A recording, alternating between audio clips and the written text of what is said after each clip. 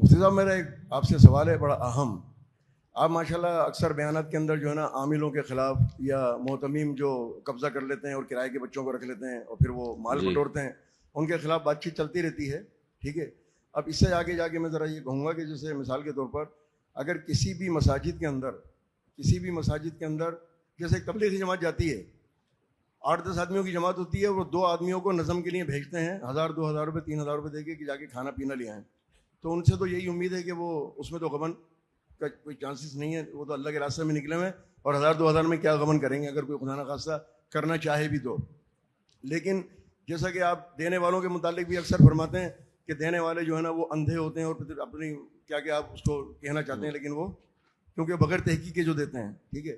تو اسی طرح ہر مسجد میں, کیونکہ میرا کئی مساجد سے تعلق ہے اور کئی علماء سے تعلق ہے, تو میری نظر میں کافی چیزیں یہ سامنے ہیں, اس کی روشنی میں آپ سے بات کر رہا ہوں کہ 2 آدمیوں کو نظم کے لیے بھیجا جاتا ہے کہ جیسے مثال کے طور پر ابھی رمضان کا مہینہ چل رہا ہے, رمضان کے مہینے میں کہا جائے گا کہ بھائی یہ پیسے آپ جمع کریں, چاہے وہ ہماری مسجد ہو یا کوئی بھی مسجد ہو, اور یہ جو افطار جو بھی اعتکاف میں بیٹھے ہیں ان کے لیے افطاری کا بندوبست کریں. اگر خدا نخواستہ اس کے اندر وہ مالی معاملات کرے گڑبڑ, یا جو مسجد کے چندے کے معاملات میں اگر 2 آدمی دیکھ رہے ہیں, 4 آدمی دیکھ رہے ہیں, 5 آدمی دیکھ رہے ہیں, لیکن 2 آدمی کے سامنے حساب کتاب ہے, اگر اس کے اندر خدا نخواستہ وہ گڑبڑ کر رہے ہیں اور اس کی سرپرستی یا تو صدر کر رہا ہے یا مسجد کا امام کر رہا ہے, تو وہ بھی گنہگار ہوں گے. اگر کوئی اس طرح کر رہا ہے, اور ایسے ہی رپورٹیں ہیں کہ جو کہ ہو رہا ہے, تو اگر کوئی مسجد کا امام سرپرست ہے یا صدر ہے مسجد کا, تو وہ بھی یعنی وہ کھا نہیں رہا, لیکن اس پہ پھر ذمہ داری عائد ہوتی ہے, وہ بھی گنہگار ہوگا کہ نہیں ہوگا. ایک پہلے تو یہ, پھر آگے ایک سوال اور کروں گا, پہلے دوسرا بھی کر لیں. دوسرا کر لیں. اچھا, دوسرا یہ کہ جیسے یہ جو فاؤنڈیشن چل رہی ہے, جیسے آپ بھی چلا رہے ہیں, ٹھیک ہے, تو کوئی تو لفاظی کر کے پیسے لے رہا ہے, الفاظوں کے الفاظوں کا استعمال کر رہا ہے, اور کوئی کسی کی شخصیت کو دیکھ کے دے رہے ہیں, ٹھیک ہے, اور کوئی کسی کا چہرہ دیکھ کے دے رہے ہیں. یہ 3 چیزیں ہیں. کوئی لفاظی اختیار کر رہا ہے, میں نام نہیں لوں گا کون ہے وہ, چاہے چہرے پہ داڑھی ہو یا نہیں ہو, کوئی لفاظی سے پیسے لے رہا ہے, کوئی چہرے سے پیسے لے رہا ہے, کوئی شخصیت کے پیسے لے رہا ہے. اچھا, دینے والوں کی تعداد ہے سینکڑوں میں, ٹھیک ہے, دینے والوں کی تعداد, لینے والوں کی جو فاؤنڈیشن چلا رہے ہیں, لینے والوں کی تعداد ہے سینکڑوں میں, اور دینے والوں کی تعداد ہے کروڑوں میں, اور نوٹ ملنے کی تعداد ہے اربوں میں, ٹھیک ہے. تو اب یہ جو فاؤنڈیشن چلا رہے ہیں, تو اس پہ تو اعتماد کر کے آدمی دے رہا ہے, کوئی بھی دے رہا ہے, چاہے غیر مسلم دے رہا ہے یا مسلم دے رہا ہے, اس پہ اعتماد تو کر کے دے رہا ہے, اس کی شخصیت کو دیکھتے ہوئے, اس کی ایمانداری کو دیکھتے ہوئے.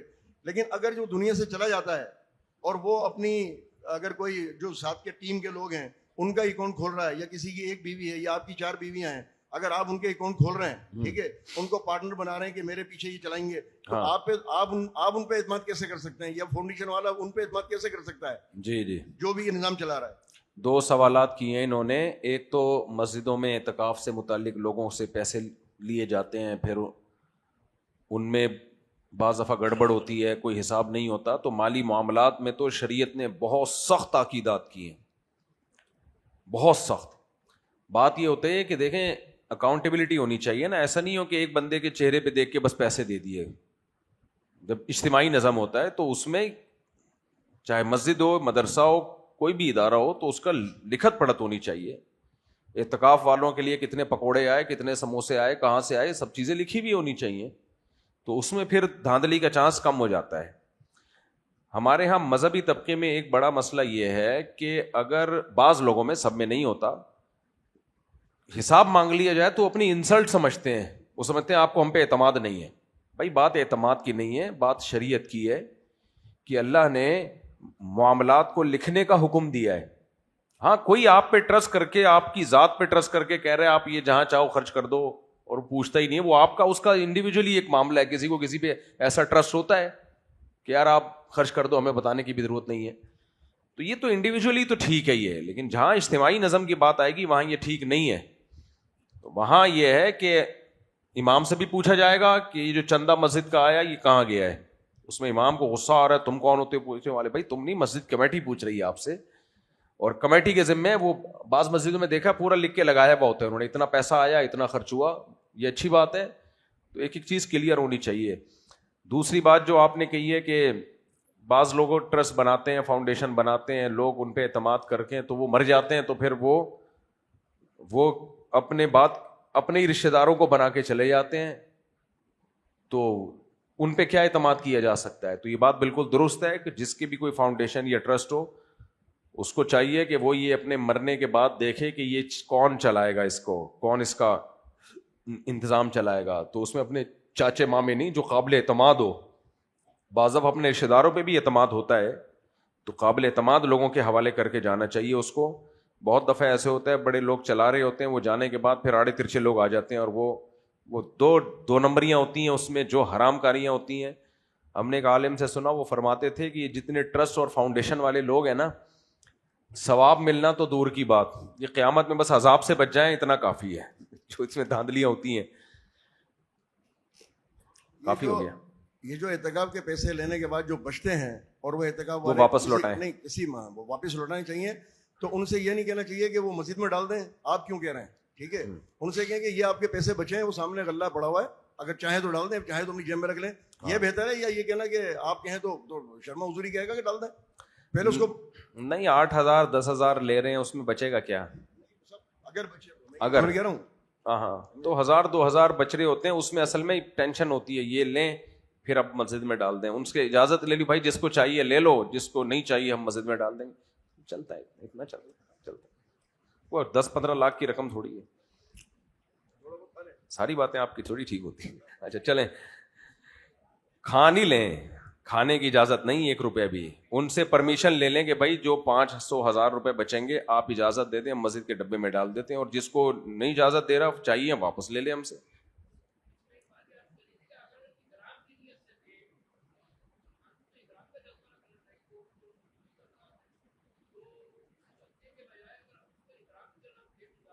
کس کو؟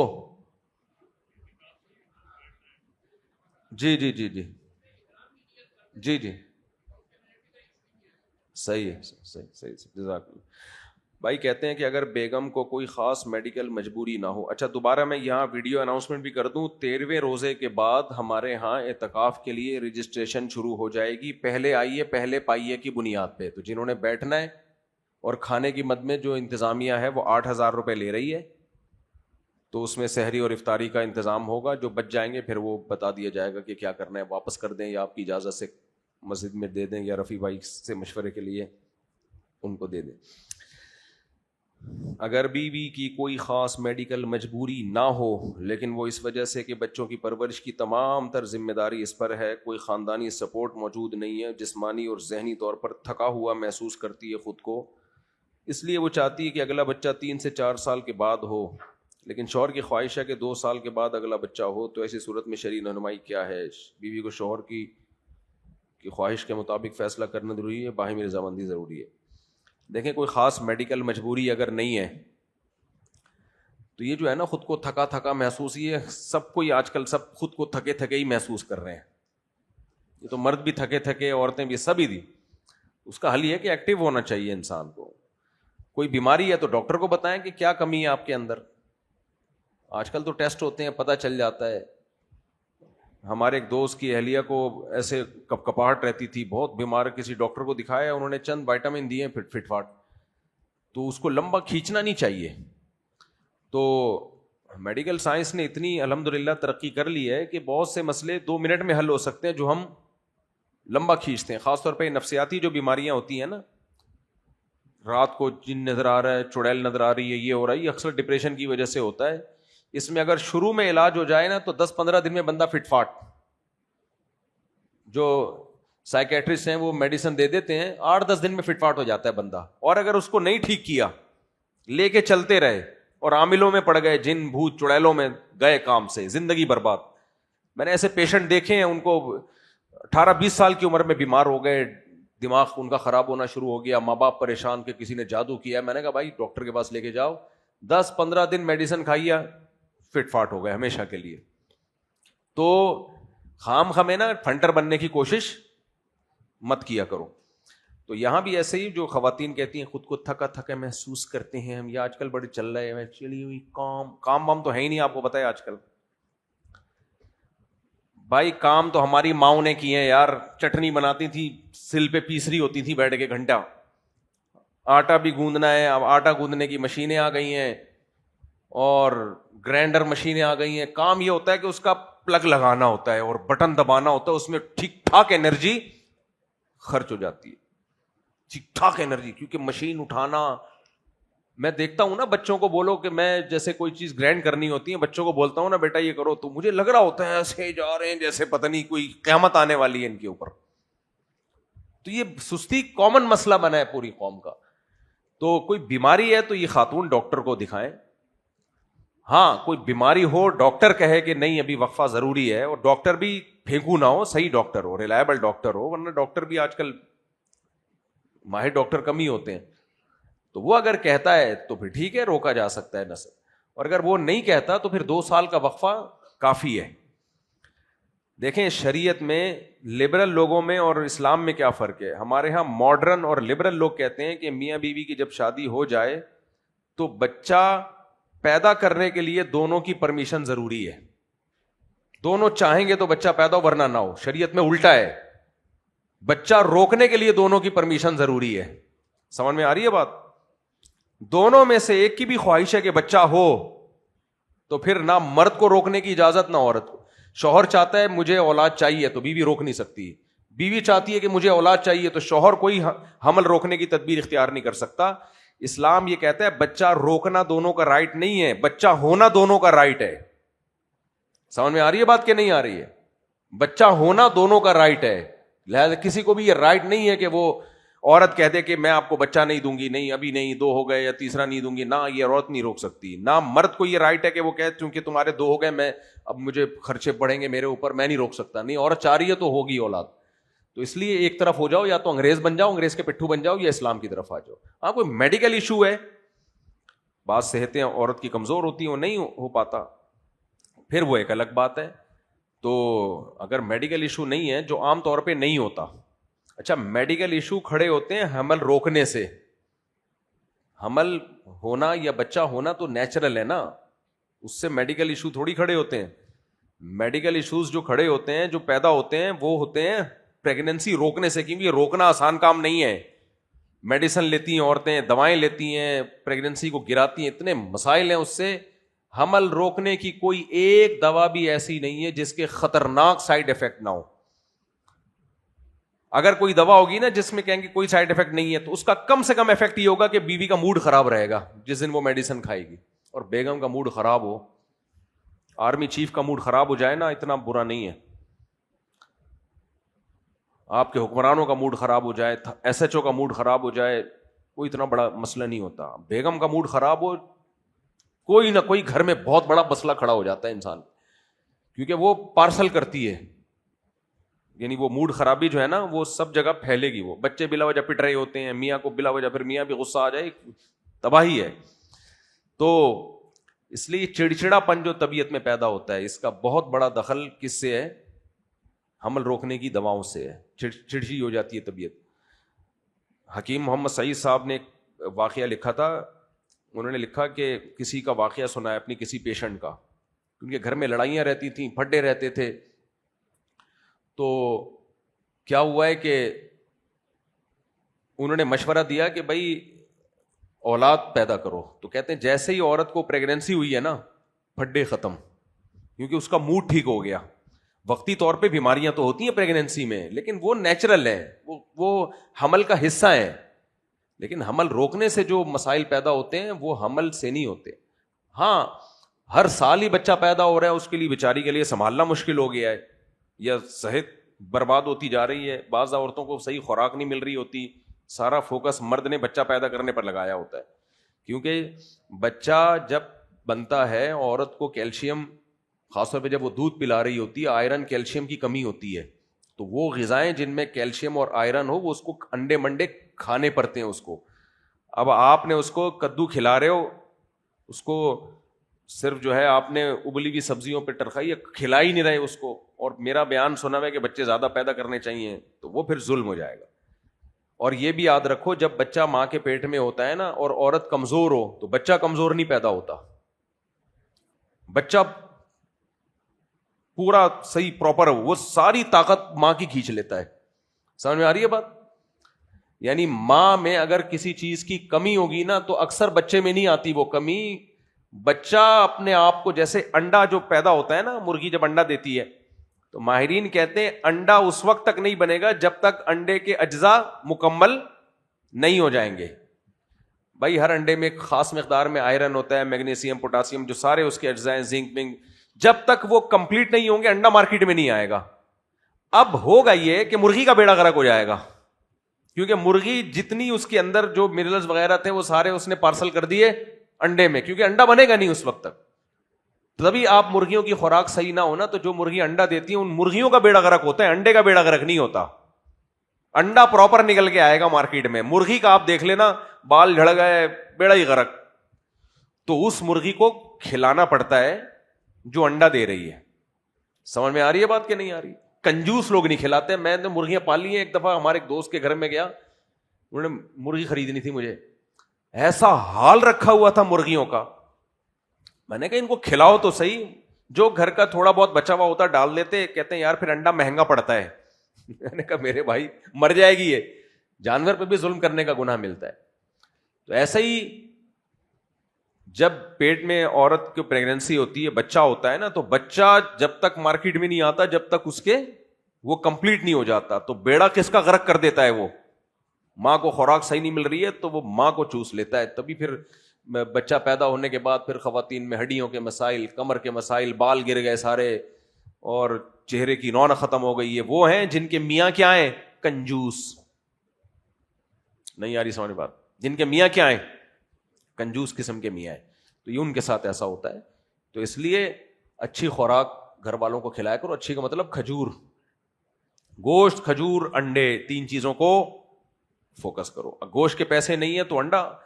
انڈا سب سے اچھا, ماہرین کہتے ہیں پروٹین کس میں ہے, جن کو گوشت نہیں ملتا نا, غریب ہے, نہیں کوئی بات نہیں, انڈا گوشت سے بھی زیادہ اچھی چیز ہے. سمجھتے ہو کہ نہیں سمجھتے؟ تو انڈے پھوڑ دیا کرو, اور انڈے سے گھبراؤ مت. 5-5, 6-6 انڈے آدمی آرام سے ایک ٹائم پہ کھا سکتا ہے. آپ تھوڑا سا احتیاط کیجیے, مذاق کر رہا ہوں, ناراض نہیں ہونا. 5-5, 6-6 انڈے ایک ٹائم پہ کھا لینا کوئی مسئلہ نہیں ہے, لیکن کیسے کھانا ہے وہ میں آپ کو بتا دیتا ہوں. آج تو رمضان ہے نا, آپ لوگ کون سا کچھ کرنا تو ہے نہیں, گھر جا کے بھی ایسے ہی بیٹھنا ہے, تو ابھی تھوڑا اچھی کام کی باتیں آ جائیں. انڈے کو پہلی بات یہ, جو بالکل پکا ہوا انڈا ہوتا ہے نا وہ ہاضمے میں مسئلہ کرتا ہے. حکیموں میں مشہور ہے کہ فل زردی کا پکا ہوا انڈا دشمن کو کھلاؤ اور ہاف بوائل خود کھاؤ. یہ حکیموں میں بچپن سے ہم سنتے آ رہے ہیں, تجربہ بھی کر کے دیکھا ہے ہم نے. جو فل پکا ہوا انڈا ہوتا ہے نا, فل بوائل, وہ ہضم نہیں ہوتا اتنے, وہ گیس پیدا ہو. جن کا میدا بہت پاورفل ہے وہ کھاتے رہے, لیکن نارمل آدمی کے ہضم نہیں ہوتا وہ. تو ہاف بوائل انڈا, اس سے بھی آسان طریقہ یہ ہے, پانی میں انڈے کو تل کے کھاؤ. میں ایسے ہی انڈا بناتا ہوں, پانی میں انڈا تلتا ہوں. آپ کہو گے تلنا کیسا ہو گیا پانی میں؟ بہت مزے کا انڈا بنتا ہے. آپ نے کیا کرنا ہے, 4-5 انڈے لے کے ایک ہی ساتھ پیالے میں ڈال دیے, ایک ہی ساتھ, زردی نہ ٹوٹے ان کی. پھر زردی جب ٹوٹتی ہے تو مزہ نہیں رہتا پھر کھانے میں. مجھے تو ایسا ہی لگتا ہے. اب آپ کا ہر آدمی کا اپنا وہ ہوتا ہے. انڈے کی تو زردی میں ہی تو ٹیسٹ ہے, جو زردی الگ سے ہوگی تو مزہ آئے گا. تو آپ نے کیا کیا, پانی کو فرائی پین میں پانی ڈال دیا. اس میں جب وہ پانی کھولنے لگے, یعنی ہلکا پانی ہو, زیادہ نہ ہو, تو وہ پیالہ آپ نے اس میں پلٹ دیا. چاہیں تو ہلکا سا نمک ڈال دیں اس پانی میں, ہلکا سا, زیادہ نمک شمک نہ ڈالے کریں.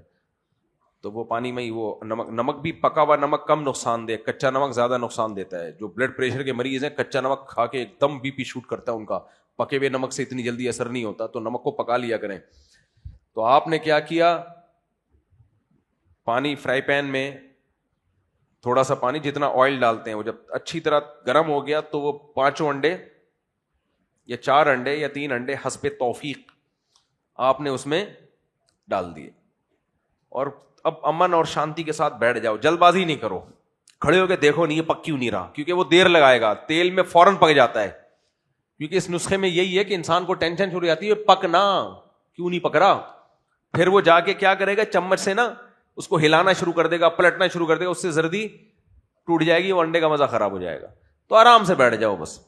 تو ٹائم لگے گا اس کو پکنے میں, ہوتے ہوتے جب پانی خشک ہو جائے گا تو بس انڈا تیار ہے. وہ آپ انڈا کھا لو اپنے خرچے پہ, تو اس سے یہ ہوگا کہ وہ دیکھنا ہضم بھی ہوگا, کوئی طبیعت پہ بوجھ بھی نہیں ہوگا. اور روٹی کم کھاؤ نا, یہ زیادہ کھا لو, روٹی پہ بھی تو پیسے خرچ ہوتے ہیں. انڈا سستی ترین پروٹین کی ایک سورس ہے. تو اس لیے غریبوں کے لیے بہترین چیز ہے انڈا. اور اگر انڈے کے پیسے بھی نہیں ہیں تو پھر یقین کر لو آپ کو اللہ روٹی میں ہی وہ ساری طاقتیں دے دے گا. جو کھانے کو مل رہا ہے اس پہ شکر ادا کرو, لیکن جب پیسے ہیں تو پھر کنجوسی مت کیا کرو, انڈے پھوڑ دیا کرو, کھایا مت کرو, پھوڑا کرو انڈے. تو اس سے بہت زبردست چیز ہے انڈے. اور دیسی انڈا میں نے تجربہ کر کے دیکھا ہے زیادہ اچھا ہضم ہوتا ہے. ہو سکتا ہے ڈاکٹر کو اس پہ اختلاف ہو, لیکن میں نے دیکھا ہے کہ دیسی انڈا طبیعت پہ کم بوجھ بنتا ہے بنسبت یہ جو فارمی انڈا ہے. اب ڈاکٹر جانے آپ جانو, لیکن میرا اپنا تجربہ یہی ہے کہ وہ انڈا یہ جو دیسی ہے نا, اور دیسی بھی ہماری مرغیوں والا دیسی, جو لوفری کرتی ہیں, گھومتی ہیں, پھرتی ہیں, دھوپ میں کیڑے مکوڑے کھاتی ہیں. میں نے ایسی 40-50 مرغیاں پالی ہوئی ہیں. ابھی ہوا کیا تھا دیکھو, میری ساری مرغیاں مر گئی تھیں 3-4 سال پہلے, وبا آئی تھی نا, اور کوتاہی بھی تھی اس میں. تو اس کے بعد 2-3 بچی اور ایک مرغا بچہ, پھر اسی سے نسل بڑھی, پھر 50-60 ہو گئی. لیکن اس میں آدھے مرغے آدھی مرغیاں. اب وہ جو مرغوں نے تباہی پھیلائی ہوئی تھی, مرغے کم ہونے چاہیے, مرغیاں زیادہ ہونی چاہیے. تو پھر ہم نے ایک دن ان سب مرغوں کے جنازے پڑھے ہم نے, اور وہ سارے مرغے ہم نے کہاں ڈال دیے, فریزر میں ڈال دیے, دیسی مرغ. تو اب اس میں یہ ہوتا ہے کہ حسب توفیق خود بھی کھا رہا ہوتا ہوں, دوستوں کی دعوت بھی کر رہا ہوتا ہوں. تو میں نے کہا یار میں نہیں چاہتا تھا کہ یہ مرغے مریں, لیکن فطرت یہ چاہتی ہے کہ ان کو کاٹ کے کھاؤ, اور 4 مرغیوں کے ساتھ صرف ایک ہی مرغا رہے. سمجھ گئے؟ تو فطرت یہ بھی چاہتی ہے کہ مرد اور عورت جب برابر ہو جائے نا ریشو ان کا, تو فطرت چاہتی ہے مردوں کو مارو, کمبختوں کو مارو ان کو, تاکہ 2-3 عورتوں کے ساتھ ایک مرد ہو بس, باقی سارے مرنے کے لیے پیدا ہوئے ہیں. سمجھ میں آ رہی ہے بات؟ لڑیں گے آپس میں, ماریں گے ایک دوسرے کو, ٹینشن میں جائیں گے, یہ وغیرہ وغیرہ. تو فطرت نے مرد اور عورت کا ریشو اس لیے زیادہ نہیں رکھا کہ سب کی ایک ایک بیوی ہو. مرد مرنے کے لیے پیدا ہوا ہے, جنگوں میں, لڑائیوں میں, حادثات میں. تو یہ موت کا ریشو ہمیشہ مردوں میں زیادہ ہوتا ہے, اور مردوں کی عمر بھی عام طور پہ عورتوں سے کم ہوتی ہے. بیوائیں بہت دیکھی ہوں گی, رنڈوے بہت کم دیکھے ہوں گے آپ نے. میں نے بھی بتایا تھا نا, کینیڈا میں ایک صاحب مجھ سے ملے, مجھے کہنے لگے میری والدہ کی عمر 80 سال اور میرے والد 95 سال کے. میں نے کہا تمہاری ماں کو سلوٹ ہے کہ تمہارے ابا کو 95 تک پہنچنے دیا اس نے. یہ کریڈٹ میں نے کہا ابا کو نہیں جاتا, یہ کس کو جاتا ہے؟ آپ کی ماں کو جاتا ہے. انہوں نے اتنا اچھا سلوک کیا کہ 95 تک پہنچ گئے, ورنہ شادی شدہ آدمی 95 تک نہیں, وہ پہنچنے نہیں دیتی اس کو بھائی. اچھا میرے بھائی, ہاں تو انڈا بنا کے کھا لیا کرو. اور ایک اور چیز بتا دوں یار, چلو اب رمضان ہے تو تھوڑا سا کیا خوش باتیں, ہم تھوڑا سا انجوائمنٹ کی باتیں بھی ہو جائیں نا, کیا خیال ہے؟ لوگ بولیں گے مولوی صاحب نے ٹوٹکے بتانے شروع کر دیے. بھائی ٹوٹکے اگر ہیں اچھے تو بتا دیے جائیں, کیا خیال ہے؟ ریسیپی سمجھ لو آپ اس کو. میں نے وہ کینیڈا میں ایک شربت شیئر کیا تھا, کیونکہ رمضان میں نا میں نے ابھی پورا بیان اس پہ کیا نا کہ کم کھاؤ کم کھاؤ, وزن بڑھانا ٹھیک نہیں ہے, ایکٹیو رہنا کیا ہے اچھا ہے, کیا خیال ہے؟ بولا ہے نا. تو یہ جو آپ شربت پیتے ہو نا, چینی وینی, میں نے تو آپ کو بتایا نا, میں نے بیان میں بتایا 30-35 سال سے شربت نہیں پیا میں نے, 1-8 گلاس کہیں پی لیا ہوگا. یہ اللہ نے ہمیں ویسے ہی اس مصیبت سے بچایا ہوا ہے, کیونکہ میں نے تجربہ کیا جب شربت پیو طبیعت میں سستی ہوگی. تو کیا کرنا ہے ایسی چیز کا جس سے آپ کی طبیعت میں سستی ہو, آپ کام ہی نہ کر پاؤ, تو ہٹا دو اپنی زندگی سے اس کو. تو رمضان میں آپ خوراک کی بڑی اچھی پریکٹس کر سکتے ہو, آپ اپنے آپ کو اچھی خوراک کا عادی بنا سکتے ہو. یہ ایسا گفٹ ہمیں اللہ کی طرف سے ملا ہے, یہ کسی اور قوم کے پاس نہیں ہے. اس کا فائدہ اٹھاؤ, روحانی بھی جسمانی بھی. روحانی فائدہ تو تہجد, تراویح, تلاوت, صدقات و خیرات خوب کرو رمضان میں دبا کے. حدیث میں آتا ہے نبی صلی اللہ علیہ وسلم سخاوت کا دریا بن جاتے تھے رمضان میں. تراویح پڑھتے ہیں لوگ ماشاءاللہ, تلاوت کرتے ہیں, عبادت اس میں عام طور پہ زیادہ ہی ہوتی ہے, دعائیں مانگو راتوں کو اٹھ کے. یہ ہے روحانی. جسمانی فائدہ کیا؟ خوراک کو بہتر کر لو. اب سمجھ میں آ رہی ہے بات؟ دیکھو آج میں سحری میں نے کیا کیا ہے, نئی سحری کی میں نے, کیسے چند کھجوریں کھائی ہیں اور 1 گلاس دودھ پیا ہے بس. سمجھ میں آ رہی ہے بات؟ چند کھجوریں اور 1 گلاس دودھ. 1-1.5 گھنٹے کا بیان ہو گیا کہ نہیں ہو گیا؟ ابھی بھی بولا جا رہا ہوں. پھر قرآن بھی یاد کرنا ہے تراویح میں سنانے کے لیے، تو چند کھجوریں اور ایک گلاس دودھ بھی اپنی گائے کا، دیسی، بالکل ایک دم پتہ چل رہا ہے دودھ ہی نکل رہا ہے، ڈیزل نہیں ہے، کچھ نہیں ہے، اور دیسی جو آرگینک دودھ ہوتا ہے نا، تو طبیعت بھی فٹ فاٹ رہتی ہے. میں صبح پھوڑ دیتا، ابھی یہاں تک ڈکاریں آ رہی ہوتی کہ نہیں آ رہی ہوتی بیٹھ کے. تو ہم نے گرمیوں کے روزوں میں تجربہ کیا، 2 کھجوریں بھی سحری میں کھا لو، گرمیوں کے روزے بھی نکل جاتے ہیں آرام سے. تو یہ آپ کو اللہ نے ایک تحفہ دیا ہے اپنی خوراک کو کنٹرول کرنے کا، اچھی خوراک کا عادی بنا لو اپنے آپ. سمجھ میں آ رہی ہے بات؟ تو افطاری میں 2-3 کام لازمی کر لیں آپ. روٹی کم سے کم کر دو اپنی خوراک میں. افطاری میں روٹی کو کیا کرو، چھوڑ سکتے ہو تو چھوڑ دو، 1 مہینہ نہیں کھاؤ، کچھ بھی نہیں ہوتا، پھر کھا لینا بعد میں. تو کم سے کم کر دو روٹی کو. جب بھوک لگ رہی ہے کچھ کھجور کھا لی، کچھ چنے، تھوڑے بہت چنے کھا لیے، گوشت کھا لیا، انڈا کھا لیا، یہ مدذل العالیہ 2-3 چیزوں کو اس نے کھا لیا. آج کل مدذل العالیہ کا مطلب جو سامنے آیا کھا لیا. اسلام میں جو مدذل العالیہ کا مطلب 2-4 نوالا کھا لیا. تو اسلام کا مدذل العالیہ اور ہم لوگ کا مدذل العالیہ میں کیا ہے فرق؟ تو کنٹرول کرو. افطاری میں شربت مت پیو. شربت پینا ہے تو جو میں نے بتایا تھا شربت وہ والا پی لو. میں نے پوری ریسیپی شیئر کی تھی آپ کے فائدے کے لیے. آپ نے کیا کرنا ہے، پودینے کو پانی میں ڈال کے رکھنا ہے، تھوڑی دیر پانی میں پڑا رہے گا وہ، تو اس کی مٹی صاف ہو جاتی ہے. پھر اسے نکال کے اچھی طرح دھو لیا. کراچی میں تو یہ بھی نلکے کے پانی سے دھونے کے بعد پینے کے پانی سے الگ سے دھونا پڑتا ہے، کیونکہ نلکے کے پانی نے اس کو گندا کر دیا ہوتا ہے، تو اب اس کو پینے کے پانی سے دھو لو آپ. پنجاب کو مجھے نہیں پتا. تو یہاں آپ نے دھونے کے بعد اس کے پتے نکال کے، یا پتے پہلے نکال لو، نکالنے کے بعد آپ نے کیا کیا، ہلکا سا پانی ڈال کے اس کو وہ جو گرینڈ کر لو اس کو. سمجھ میں آ رہی ہے بات؟ اچھا، گرینڈ کرنے سے پہلے اس میں 2-3 لیمو بھی ڈال دو، یا 1 لیمو، یا جو بھی آپ، وہ تجربہ ہو جائے گا کہ آپ کتنا افورڈ کر سکتے ہو، وہ آپ کو خود تجربہ ہو جائے گا. پھر لیمو میں فرق ہوتا ہے، کچھ لیمو بڑے کڑوے ہوتے ہیں، کچھ نہیں ہوتے، کچھ میں ترشی زیادہ، کچھ میں کم، وہ آپ کو خود اندازہ ہو جائے گا.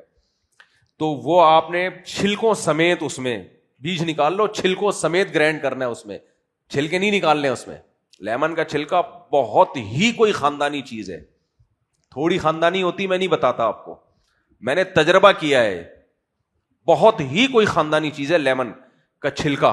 تجربہ کے اندر باڈی بہت ایکٹیو ہو جاتی ہے اس سے. تو وہ چھلکا بھی آپ نے اس میں پودینے کے ساتھ گرینڈ کر دیا اور تھوڑے سے پانی میں ڈال کے اس کو رکھ دیا، تاکہ وہ اچھی طرح اس کے سارے اثرات کس میں آ جائیں، پانی میں، اور رکھ دو اس کو افطاری کے لیے. افطاری سے پہلے آپ نے کیا کرنا ہے، اب 2 قسم کے شربت ہیں، آپ کا جو دل چاہے اس میں پی لو. ایک طریقہ تو یہی ہے کہ اسی کو آپ نے افطاری کے وقت میں اس میں حسب توفیق پانی ڈالا، گرینڈ کیا، اور شہد ڈال دو اس میں میٹھے کے لیے، کیونکہ یہ کڑوا ہوتا ہے، پیا نہیں جائے گا ایسے. شہد ڈال دیں گے، وہ بھی آپ کو اندازہ ہو جائے گا کتنا شہد ایسے ہے جو آپ افورڈ، یعنی بہت میٹھا نہ کر دو اس کو. شہد ڈال دیا آپ نے، برف ڈال، اچھا پھر چھان لیا اس کو آپ نے، تاکہ یہ چھلکے مل کے سارے طبیعت پہ بوجھ نہ ہو، تو مزہ نہ آئے پیسے واپس. اتنا مزے کا مشروب بنے گا. یہ جو پودینہ ہے نا، یہ بہترین اینٹی الرجی ہے، نزلہ، زکام، کھانسی، جسم میں خارش مارش، ان سب چیزوں کے لیے. میں نے اپنا تجربہ شیئر کیا تھا نا، میں کتنا بیمار رہتا تھا، خارش رہتی تھی، اور میری والدہ مجھے حکیم مرسلین کے بعد لے گئی. انہوں نے بولا کہ صرف پودینے کا پانی نکال کے پی لیا کرو، ورنہ کتنی اینٹی الرجیاں کھا رہا تھا، کیا کیا کر رہا تھا. تو وہ پودینے کا پانی پیا فٹ فاٹ. تو پودینہ ہلکی چیز نہیں ہے. سمجھ میں آ رہی ہے بات؟ تو اس میں پودینے کا عرق بھی آ گیا، لیمو بھی آ گیا، تو یہ بہت ہی اچھا مشروب بن جائے گا افطار میں پینے کے لیے. مزے کا بھی ہوگا، ہاضمہ بھی کرے گا، بہت فائدہ ہوگا. اور اگر اس کو چاہتے ہو کہ آپ اور پاورفل بنا دو، تو اس کا طریقہ پھر یہ ہے کہ یہ مشروب جو آپ نے جو ہے نا، جو پودینے کا رکھا کنارے پہ، اس میں آپ چقندر کا اتنا سا گلاس کا رس چقندر کا، اور اتنا ہی سیب. سمجھ میں آ رہی ہے بات؟ یعنی 1 گلاس کے 3 حصے کر لیے، 1/3 یہ پودینے کا اس میں آ گیا، 1/3 چقندر کا جوس، 1/3 سیب کا جوس، اور تینوں کو مکس کر لیا. مزہ نہ آئے پیسے ہمیشہ کے لیے واپس. تو یہ بہت ہی پاورفل قسم کا, اس میں صرف شوگر کے مریضوں کا مسئلہ ہوگا کہ اس میں پھر چقندر میں شوگر بہت ہوتی ہے, لیکن عام نارمل آدمی کو اس سے فائدہ ہوگا. چقندر کیا کرتا ہے, آپ کی باڈی کو بہت زیادہ ایکٹیو کر دیتا ہے اور بہت فائدہ مند ہے. وہ آپ پھر حکیموں سے, ڈاکٹروں سے پوچھ لیں کہ چقندر کیا کرے گا آپ کے ساتھ, تو بہت فٹ فاٹ ہو جاؤ گے. اور آپ دیکھنا جس دن افطاری میں آپ نے یہ سب کچھ یہ والا پی لیا اور روٹی چاول سے آپ نے اوائڈ کیا, تو آپ دیکھنا آپ کو اس دن الگ ہی محسوس ہوگا, یار کچھ کہیں اور پہنچے ہوئے, اتنی جسم میں طاقت آئے گی. یہ کام کر لو اپنے خرچے پہ. اور یہ چقندر کا یہ جو پیو گے نا, جس طریقے سے میں بتا رہا ہوں, آپ تھوڑے دن میں اپنا چہرہ دیکھنا. میں نہیں پی رہا, صرف مشورے دے رہا ہوں آپ کو. آپ کہو گے آپ کیوں نہیں ایک دم ایسے ٹارزن بن گئے, مشورہ دے رہا ہوں نا. 3-4 دن آدمی کرتا ہے, پھر بولتا ہے چھوڑ یار پانی پی لو, لیکن یہ کریں آپ, اس کا فائدہ ہوگا. میں نے کیوں چھوڑ دیا 3-4 دن, میرا پیٹ تھوڑا خراب ہونے لگا تھا. آئرن جس چیز میں زیادہ ہو تو پیٹ پہ وہ تھوڑا سا پرابلم کرتی ہے, میرے ساتھ ہوتا ہے ایسا. تو میں نے کہا آہستہ آہستہ میں یوز ٹو ہوں گا اس کا. لیکن آپ یہ چقندر کا اور سیب کا اور یہ پودینے کا پیو, خواتین کے لیے تو بہت ہی اچھا ہے. چہرے کی ایسی فریشنس ہوگی, چمک پیدا ہو جائے گی. کمزوری ومزوری مارکیٹ سے شارٹ, یہ جو ہر وقت تھکی تھکی سی فیل کرتی ہوں, اس کے بعد بھی اگر تھکاوٹ فیل ہو رہی ہے تو یہ مینوفیکچرنگ فالٹ ہے. یہ کیا ہے, یہ مینوفیکچرنگ فالٹ ہے. تو یہ والا شربت پی لیا کرو, یہ باقیوں سے جان چھڑاؤ, چینی سے. اور یہ جو, اور بازار کا تو کبھی بھی کچھ نہ پیو, کتنی اچھی کمپنی ہو. میرا گلا بہت سینسیٹیو ہے, میں نے کئی بار تجربہ کیا ہے. ذرا سا کوئی بازار سے کسی اچھی کمپنی کا بھی میں نے جوس پیا ہے نا, فوراً گلا خراب ہوا. اس کا مطلب کچھ ہے اس میں. گنے کا جوس پی لو گے نا, وہ جو گندا, اس سے گلا نہیں خراب ہوگا, وہ کم نقصان دہ. وہ بھی نہیں پیا کرو, مکھیاں بھی اس میں آ رہی ہوتی ہیں, لیکن پھر بھی وہ کم نقصان دہ ہے. اور یہ جو پیکنگ کے جوس آ رہے ہیں نا, ڈبے کے, جو بڑی اچھی اچھی کمپنیوں کی بات کر رہا ہوں, لوکل کی تو بات ہی نہیں کر رہا, مت پیو, ان کے قریب مت جاؤ. یہ صرف زبان کے ٹیسٹ کے لیے ہوگا, ان میں کچھ فائدہ بھی ہوگا, سیب ویب ہوگا, انگور منگور ہوگا, لیکن اس کے نقصانات ان کے فائدوں سے زیادہ ہے. پھلوں کا جوس تو ویسے بھی نہیں پینا چاہیے, پھل کھانے چاہیے. تو چقندر اور سیب کا میں نے صرف رمضان کی وجہ سے آپ کو کہہ دیا. اور اس میں جو لیمن وہ ملے گا تو اس میں شوگر کے نقصان کو یہ کم کر دے گا اور اس کے فائدے بڑھ جائیں گے. تو یہ پی لیا کرو اپنے خرچے پہ, بہت فائدہ ہوگا انشاءاللہ. اور پھوڑا نہ کرو. اور اتنا لوگ کھاتے ہیں, پھر تراویح میں ایسے جھوم رہے ہوتے ہیں کھڑے ہو کے, سے عجیب عجیب سے ٹہل رہے ہوتے ہیں. آپ چند دن تجربہ کرو, آپ کی باڈی جو ایکٹیو ہو جائے گی نا جب کم کھانے سے, یعنی افطاری میں آپ نے روٹی چاول کم کھانے, اس کو کم فوکس کرو, اور تو آپ دیکھنا آپ کو الگ ہی پتہ چلے گا. یار کوئی نہیں, جو لوگ وزن کم کر لیتے ہیں نا, تو وہ کہتے ہیں ایسا لگ رہا ہے دوبارہ پیدا ہوئے ہم, ایسا لگ رہا ہے دوبارہ. میں نے رمضان سے پہلے اپنا ویٹ کیا اور گھر والوں کو بتایا کہ عید کے بعد اگر یہ کم نہیں ہوا, اس کا مطلب میں نالائق ہوں, اس کا مطلب رمضان میں بھی کوئی فائدہ, حالانکہ میرے پاس وزن کم کرنے کا کوئی زیادہ آپشن ہے نہیں, یعنی اتنی اسپیس ہی نہیں ہے, وزن کم کر کے میں جاؤں گا کہاں. لیکن پھر بھی مجھے یہ فکر ہے کہ میرا وزن زیادہ ہے.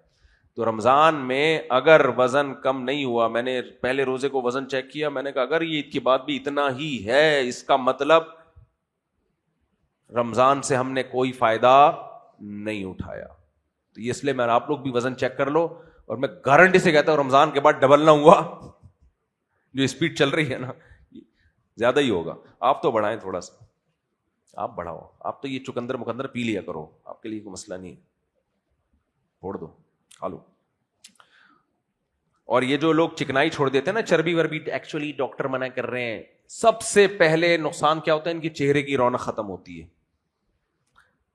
باڈی میں جو نیچرل فیٹ ہے نا, نیچرل فیٹ, کل دیکھو میں نے جو ہماری خدمت گزار ہے اس سے میں نے گوشت منگوایا, میں نے بولا چربی, لوگ کیا کرتے ہیں گوشت خرید کے چربی نہیں, میں نے کہا چربی ڈلوانا تاکہ کوکنگ آئل نہ ڈالنا پڑے, کوکنگ آئل نہ ڈالنا پڑے.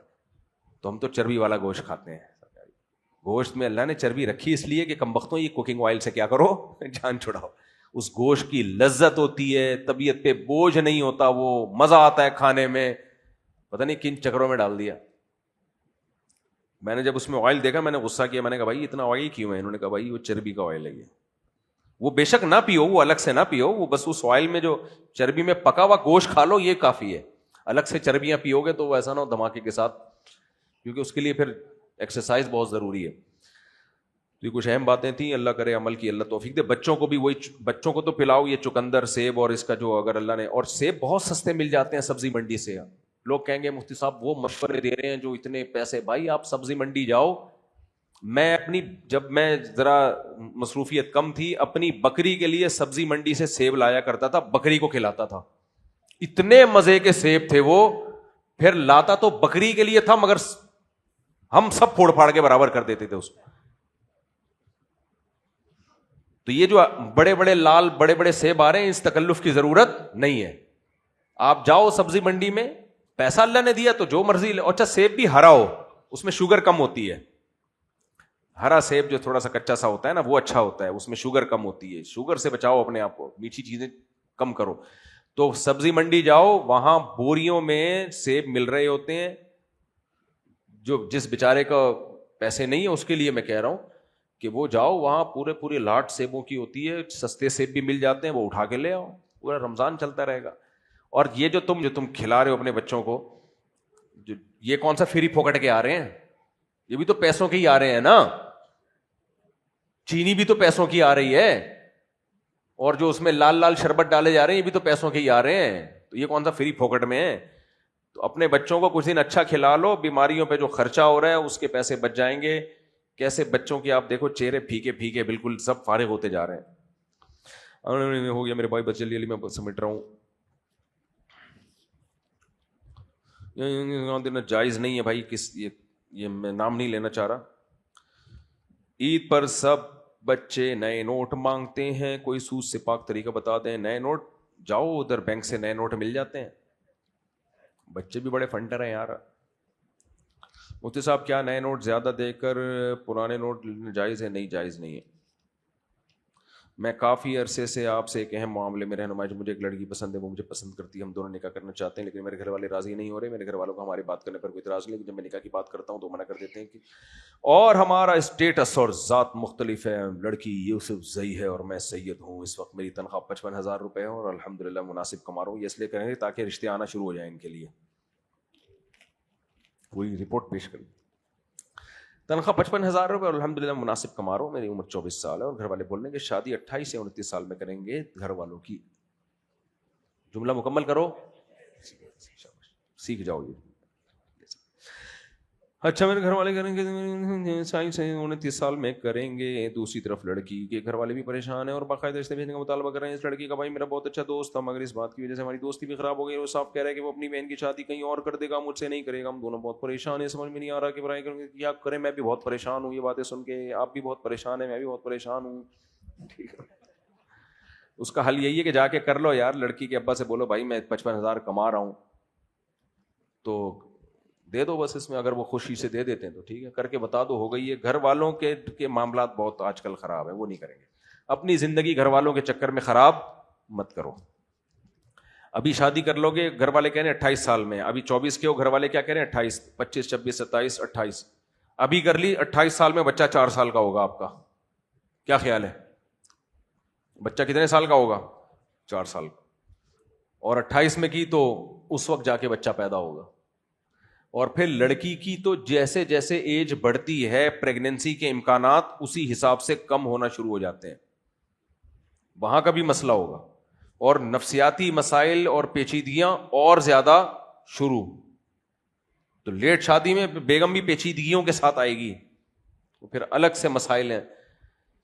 اور دیکھو جس کے بچہ ہو جائے نا عورت کے, اس کا تو پھر کنٹینیو ہو سکتا ہے بعد میں بھی. جس کے نہیں ہوا نا, شادی لیٹ ہو رہی ہے. یہ ڈاکٹر سے میں نے سنا ہے کہ آج کل جو بانجھ پن ہے نا, اس کی ایک بہت بڑی وجہ لڑکیوں کی دیر سے شادی ہے. اس میں پریگننسی کے چانس, جتنا لیٹ ہوگی شادی پریگننسی کے چانس کم ہو جائیں گے. اور ایک اہم بات یہ بھی کہ لڑکی کی شادی دیر سے ہوگی, بچے کے میں بھی معذوری کے امکانات بھی بڑھ جائیں گے. اس میں گھبرانے کی ضرورت نہیں ہے کہ اتنا زیادہ نہیں ہوتا یہ, لیکن چانس ہوتا ہے. بہرحال کم عمر لڑکی کے بچہ زیادہ صحت مند ہوتا ہے بنسبت عمر زیادہ ہونے کے بعد جو بچہ پیدا ہوتا ہے, خاص طور پہ 35 سال کے بعد, تو خطرہ ہوتا ہے کہ ایب نارمل. کزن میرج میں جتنا بچے کے معذور ہونے کا خطرہ نہیں ہے اس سے زیادہ خطرہ ہے 35 سال کے بعد جب عورت کے بچہ ہو تو اس میں خطرہ زیادہ ہوتا ہے معذور ہونے کا. اس لیے لڑکی کو تو جلدی ٹھکانے لگاؤ بھائی, دیر نہیں کرو. تو اس لیے آپ کر لو, شادی کر کے بتا دو جو اکھاڑنا ہے. دیکھو بدماشی صحیح جگہ پہ کرو نا تو پھر بدماشی کا مزہ ہے, غلط جگہ پہ بدماشی ہو تو پھر ظلم ہے, وہ مزہ نہیں ہے. تو یہ صحیح جگہ ہے جہاں بدماشی ہے. میرے لوگ مجھے کہتے ہیں کہ بدماشی جب کرو تو پتہ چلتا ہے نا. مفتی صاحب کہنا آسان ہے, ہم نے کی ہے. ہم جب دوسری شادی کر رہے تھے تو کوئی آرام سے تھوڑی کرنے دے رہا تھا. بدماشی کی ہے, جو اکھاڑنا ہے اکھاڑ لو, اور اکھاڑا انہوں نے پھر ہمارا بہت کچھ وہ افورڈ کیا, ہم نے برداشت کیا. تو پھر بدماشی کی تیسری, تو یہ ایسا ہی نہیں ہوگا. جھگڑے ہوئے ہیں, لڑائیاں ہوئی ہیں, تانے ڈھشیاں, یہ کر دیں گے وہ کر دیں گے, ہاں یہ وہ بہت کچھ ہوا ہے. میرے ایک دوست ہے پوچھے ہم کوریا مسجد کے لیے بلڈنگ لی ہوئی ہے جس کے 4 منزل مسجد کے لیے استعمال ہوتے ہیں. پہلے منزل جائز ہے بھائی, مسجد بلڈنگ ہے جس میں مسجد بلڈنگ کے ایک پورشن میں خنزیر بک رہا ہے, شراب کباب, دوسرا پورشن نماز کے لیے, تو کوئی بات نہیں, الگ الگ پورشن ہے, کوئی حرج نہیں ہے اس میں. اچھا پھر اس کا کرایہ بھی آتا ہے ہوٹل کا, وہ مسجد میں استعمال ہوتا ہے. تو ہوٹل اگر کھانے کا ہوٹل یعنی جگہ دی ہوئی ہے کسی کو, اسپیشل خنزیر بیچنے کے لیے نہیں دی آپ نے کسی کو, اس نے رینٹ پہ جگہ لی, اب وہ اس میں کیا کر رہا ہے, خنزیر بیچ رہا ہے, تو یہ اس کا اپنا ہیڈ ایک ہے. آپ نے تو جیسے کسی کو کرائے پہ مکان دیا, اب وہ اس میں بیٹھ کے فلمیں دیکھ رہا ہے, تو آپ نے فلمیں دیکھنے کے لیے تو نہیں دیا نا, آپ نے تو رہنے کے لیے دیا ہے. تو اگر آپ نے جائز مقصد کے لیے دیا ہے, پھر اس میں وہ کچھ غلط کام بھی کر لیتا ہے تو یہ وہ گناہ گار ہوگا. لیکن اگر بلڈنگ ایسی ہے کہ وہ غلط کام کے علاوہ استعمال, جیسے نائٹ کلب بنا دیا, پورا کلب بنا کے دے دیا, وہ ناجائز ہے. پھر اس کا کرایہ مسجد میں استعمال کرنا جائز نہیں ہے. سال زکات نکالی جاتی ہے, مگر مال پر 1 سال کا عرصہ نہ گزرا ہوا تو زکات نکالی جا سکتی ہے. جی ایڈوانس میں بھی زکات نکالی جا سکتی ہے, البتہ حساب اسی دن کرنا پڑے گا. میرے بھائی مجھے پاکستان سے باہر بھیجنا چاہتے ہیں لیکن میرا دل نہیں لگتا, اور امی ابو بھی دل سے نہیں چاہتے, لیکن کہہ رہے ہیں چلے جاؤ. نہیں جاؤ, جب دل نہیں لگ رہا نہیں جاؤ, یہیں کماؤ, اللہ تعالیٰ یہاں کھلا دے گا. جہاں آبادی ہوتی ہے وہاں روزگار بہت ہوتا ہے. تو باہر رہنا آسان کام نہیں ہے. ابھی ہمارے ایک دوست تھے, اپنے بھائی کو یورپ چھوڑ کر آئے, وہ بیچارہ رو رہا تھا وہاں پہ, اور چند دنوں میں بھاگ کے آ گیا. تو آسان نہیں ہے. ہاں یہ بات ضرور ہے کہ وہاں کاروبار میں محنت کا پھل ملتا ہے. ہمارے یہاں ٹانگیں کھینچنے والے بہت ہیں, حکومت ہی نہیں چلنے دے گی آپ کو. تو اس اسٹرگل کا وہاں فائدہ ہوتا ہے. تو وہاں جو لوگ بزنس کرتے ہیں اکثر, لیکن اس کے لیے بھی کوئی قابلیت ہو, وہیں منہ اٹھا کے چلے جاؤ تو دھکے کھانے کے علاوہ کچھ بھی نہیں حاصل ہوگا. بہت لوگ دھکے, اور پھر یہ بھی یاد رکھو جو غیر قانونی جاتے ہیں ان کی تو زندگی بہت ہی بری, کیونکہ جو ان کو ملازمت دیتا ہے اس کو پتا ہوتا ہے یہ اللیگل ہے, تو وہ اتنی کم تنخواہ دے گا اور اتنا آپ کو نچوڑے گا, اور آپ چمچا گیری میں ہی لگے رہو گے. تو اس لیے اپنے آپ کو کیوں ذلیل کر رہے ہو یار, عزت کے ساتھ یہاں رہو, شادی کرو اگر ذلیل ہونا ہے تو, اللہ نے بہترین طریقہ رکھا ہوا ہے ذلیل ہونے کے لیے. اچھا میرے بھائی مجھے ایک لڑکی پسند ہے لیکن اس کے ابو کی آمدن ٹھیک نہیں ہے, کیا کروں؟ ابو اگر حرام کما رہے ہیں تو آپ شادی کی لڑکی سے کر لو, البتہ اس کے ابو کا ہدیہ ودیہ نہ لیا کرو آپ. اور ابو اگر بالفرض جہیز دیتے ہیں تو بیگم کو بتا دو کہ یہ جو پیسے ملیں, جتنے کا جہیز ملا, کیونکہ حرام ہے تو اس کو حلال کرنے کے لیے میں اتنے پیسے صدقہ کروں گا تمہاری طرف سے, تو اس کے پیسے صدقہ کرنا شروع کر دو. سمجھ میں آ رہی بات؟ کسی کو کوئی حرام گفٹ مل گیا ہو تو اس کو حلال کرنے کا طریقہ یہ ہے کہ اصل میں جو چیز بھی حرام ہوتی ہے وہ واجب التصدق ہوتی ہے, یعنی اس کا صدقہ کرنا واجب ہوتا ہے. تو فقہا نے یہ بھی لکھا ہے کہ وہ صدقہ کر دو یا اس کی قیمت کر دو تو بھی وہ حلال ہو جاتی ہے. اور اگر قیمت یکمش نہیں کر سکتے, قسطوں میں کر لو تو بھی ٹھیک ہے. لیکن اس میں جس سے گفٹ لیا اس کو یہ بتانا چاہیے کہ بھائی آپ کی یہ چیز ناجائز تھی, ہم نے لے تو لیے لیکن ہم اس کے پیسے صدقہ کریں گے, تاکہ اس کو یہ پتا چلے کہ یہ غلط ہے, میرے جو آمدن ہے غلط. ورنہ وہ یہ سمجھتا ہے کہ یار ویسے حرام کہتے رہتے ہیں اور جب ہم کھلائیں تو کھا بھی لیتے ہیں. جی بس یہ آخری سوال ہے میرا خیال.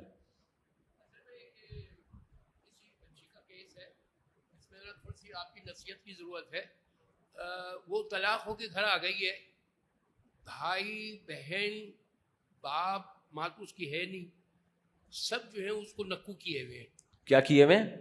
नक्कू किए हुए मतलब कॉर्नर किया हुआ है। अच्छा, तो इन हालात में जरा थोड़ा सा कुछ नासिया तलाक होके बच्ची घर पे आ जाती है ना, तो बेचारी के साथ यही होता है, बहन भाई सारे उसका जीना हराम कर देते हैं। देखो तलाक बुरी चीज़ है। पहली बात तो ये कि आजकल की जो तलाक़ें हो रही हैं ना, उनमें मर्दों का भी कसूर होता है, लेकिन औरतें ज़्यादा इसमें मसला कर रही हैं आजकल, क्योंकि फेमिनिज्म फैल रहा है ना सोसाइटी में, तो ख़वातीन ने शौहरों की इताअत तो छोड़ दी है। औरत को चाहिए, शौहर को गुस्सा आ रहा है, थोड़ी देर के लिए ज़बान कंट्रोल कर ले, लेकिन आजकल कंट्रोल नहीं। तो और फिर दूसरी बात ये बहुत अच्छी, देखो मेरा ख़ानदानों में तजर्बा है, अपने जितने ख़ानदान है माशाल्लाह, अल्लाह नज़र से बचाए, जब भी बेटी रोती भी आया करे ना घर पे, हाय हाय ये हो गया, हाँ ये हो गया, हाँ ये हो गया, तो एकदम एग्रेसिव ना हो जाया करो, जज्बाती ना हो जाया करो, रिलैक्स। क्या करना है, उसको ये नहीं बोलो कि तुम गलत रो रही हो, ऐसा कुछ भी नहीं हुआ, ये भी नहीं बोलो सच रो रही हो, बस ओहो अच्छा अच्छा देखते हैं, ओहो एक बैठो बैठो आराम, रिलैक्स।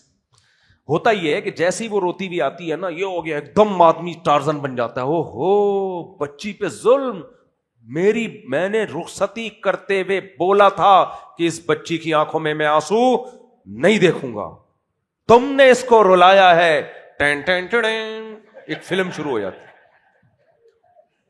ये ड्रामे शुरू हो जाते हैं। और भाई ये ऐसे घर नहीं चलते, ऐसे घर, देखो मैं औरत की बुराई नहीं कर रहा, लेकिन एक ये नेचर है औरत की फितरत है, राई का पहाड़ बना के पेश कर। देखो आप अपने आप को मजलूम साबित करते हो दो तरीकों से, या दलाइल से या जज्बात से, या तो दलाइल से या किससे, जज्बात से। देखो आपने देखा होगा, हम एक दफा कहीं थे तो एक बंदा आया थाने में भागता हुआ, खून हम खून, अरे ऐसा जो साहब FIR काटो मुझे, ये SHO हंस रहा है ना। तो SHO ने बताया कि ये ड्रामे सुबह शाम हो रहे होते हैं, बाज दफा यही मारता है और फिर 2-4 अपने कट लगा के ना, खून लगा के आ जाता है मजलूम बन के, फिर FIR में लिखा जाता है इसको खून निकल रहा था, तो वो केस तगड़ा बनता है।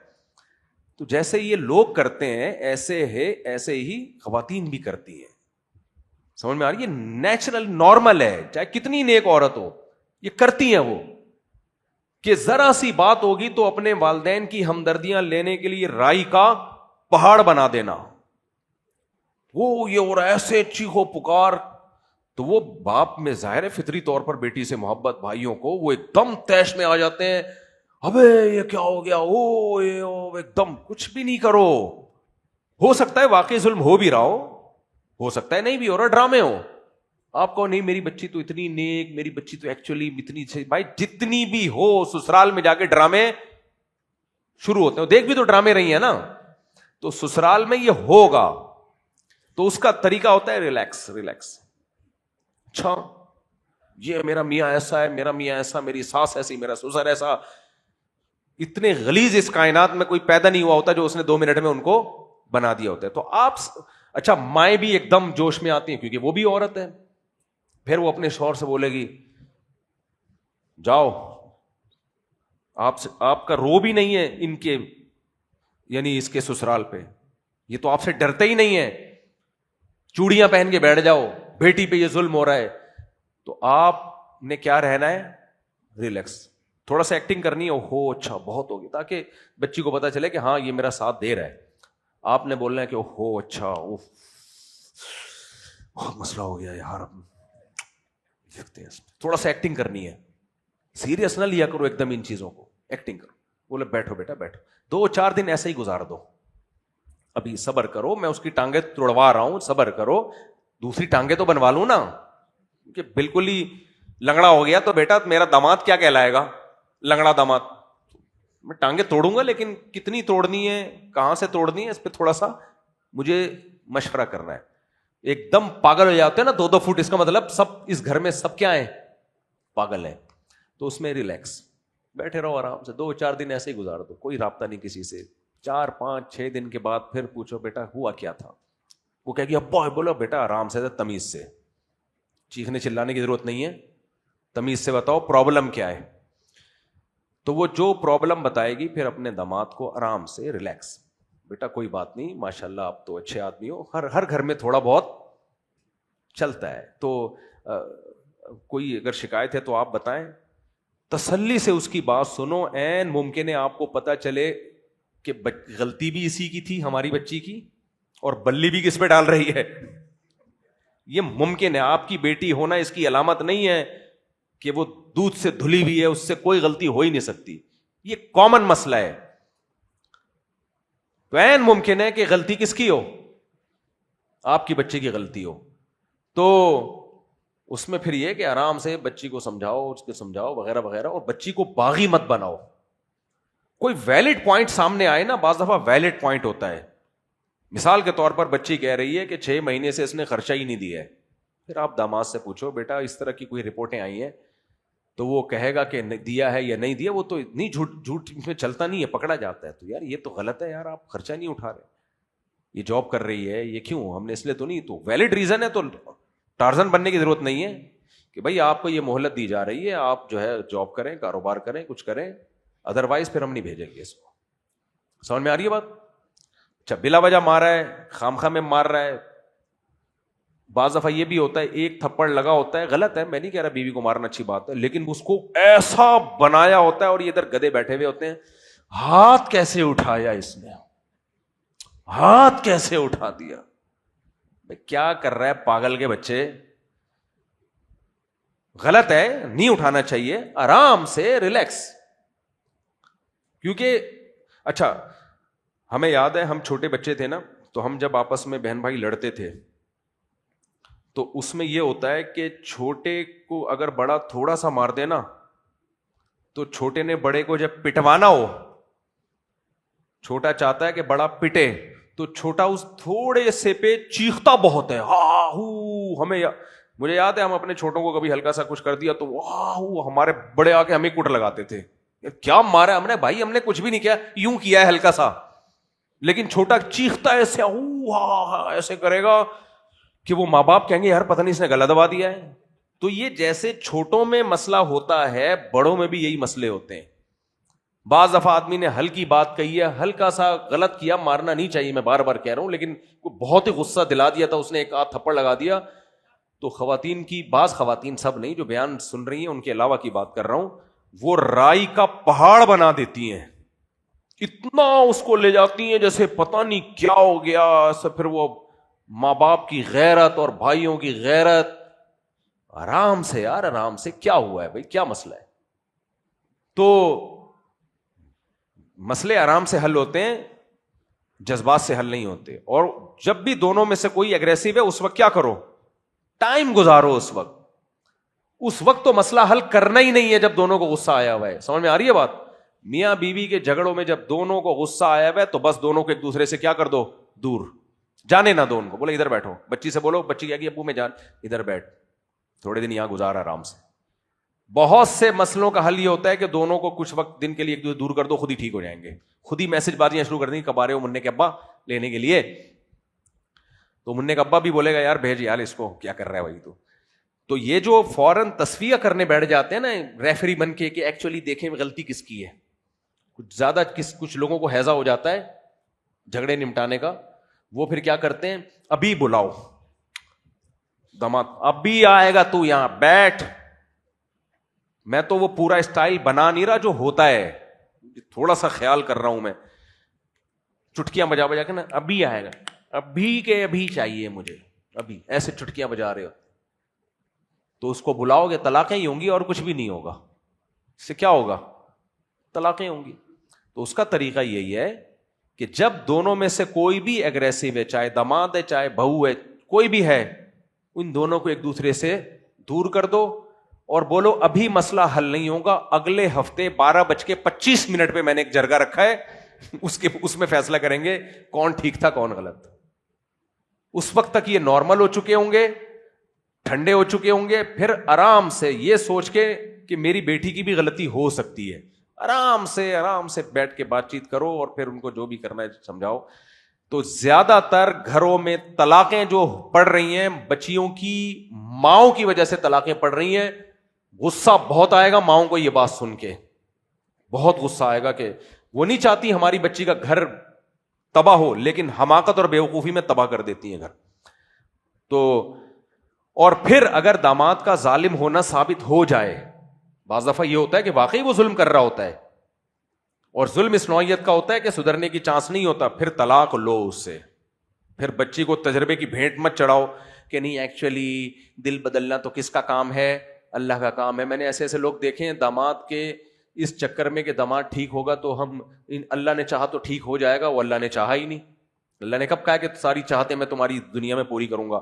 اس کا رزلٹ یہ نکلا کہ وہ لڑکیاں پاگل ہو گئیں، خودکشیاں ہو گئیں، زہر پی لیا، پتہ نہیں کیا کیا گھروں میں مسائل چل رہے ہوتے ہیں. تو ایک اگر اتنا زیادہ جذباتی یعنی اتنا زیادہ مسائل خراب ہو رہے ہیں تو کوئی حرج نہیں ہے بھائی. اللہ نے قرآن میں کہا ہے وَإِن يَتَفَرَّقَا يُغْنِ اللَّهُ كُلًّا مِّن سَعَتِهِ، حدود اللہ پہ قائم نہیں رہ سکتے، علیحدگی. اور اللہ نے دونوں سے وعدہ کیا ہے بھائی اس علیحدگی کی صورت میں اللہ تمہیں بھی جو ہے اس کا متبادل دے دے گا، اس کو بھی اس کا متبادل دے دے گا. تو اس لیے بہت زیادہ زیادتی ہو رہی ہے، بار بار تنبیہ کے بعد کوئی نہیں سدھر رہا تو علیحدگی.